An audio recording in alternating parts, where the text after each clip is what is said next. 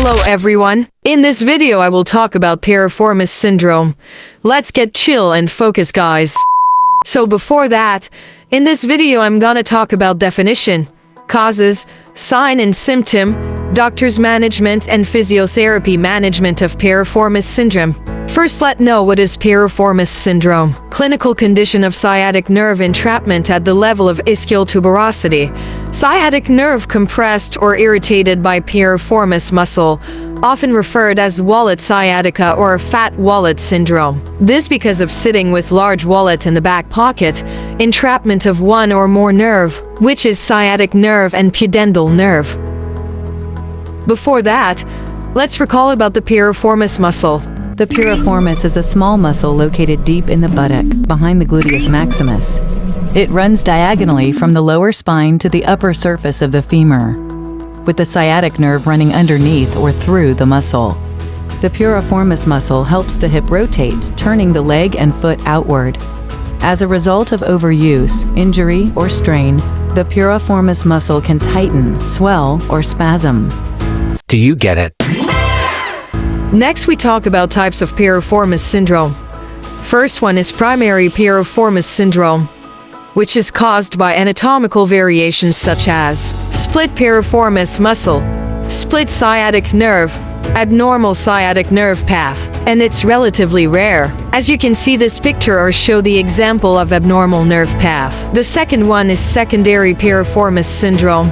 This type is caused by precipitating factors, including microtrauma or macrotrauma to the piriformis muscle, ischemic mass effect, local ischemia, reduced blood flow, which is more common compared to primary type. So next, let's move to the causes of Piriformis Syndrome. 1. Tightness or spasm of piriformis muscle that can compress the sciatic nerve, causing pain, restricted hip movement, and discomfort. 2. Trauma to the hip or buttock area, which means that the direct impact or injury causing inflammation or irritation of the piriformis muscle. 3. Weak gluteal muscle can cause poor hip stability and put extra strain on nearby muscles like the piriformis. 4. Prolonged sitting or sitting on uneven surface like sitting on the wallet.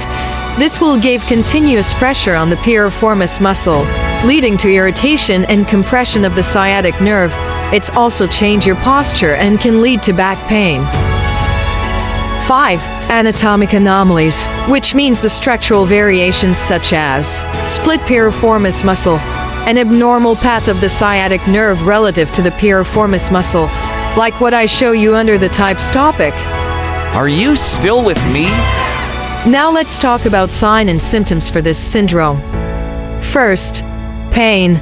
Pain in the gluteal or buttock region that may radiate down back of the leg sciatica like pain, sakong, difficulty sitting. Pain may worsen especially when sitting for prolonged periods or getting out of bed.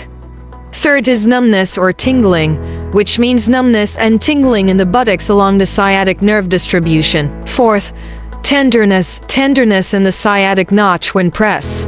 Last, hip movement pain, means that discomfort feel during hip rotation or stretching.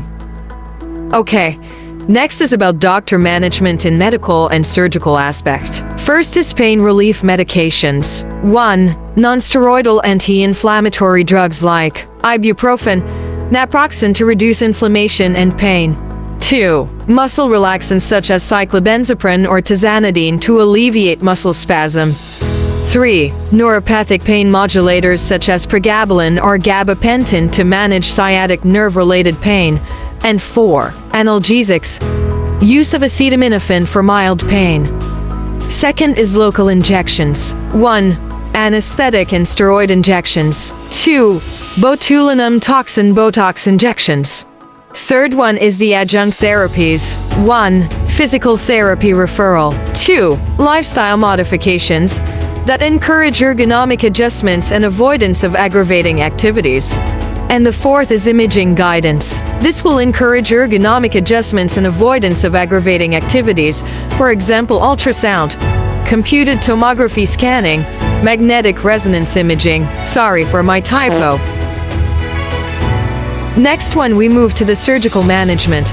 First is the indication for surgery, which must persistent, disabling pain unresponsive to 3-6 months of conservative therapy, confirmed nerve entrapment by imaging or during diagnostic procedures. Second is surgical procedures. The piriformis muscle release. Partial or complete release of the piriformis muscle to alleviate sciatic nerve compression, sciatic nerve neurolysis, removal of adhesions or scar tissue around the sciatic nerve, endoscopic or open approach. Endoscopic techniques are minimally invasive and preferred for quicker recovery.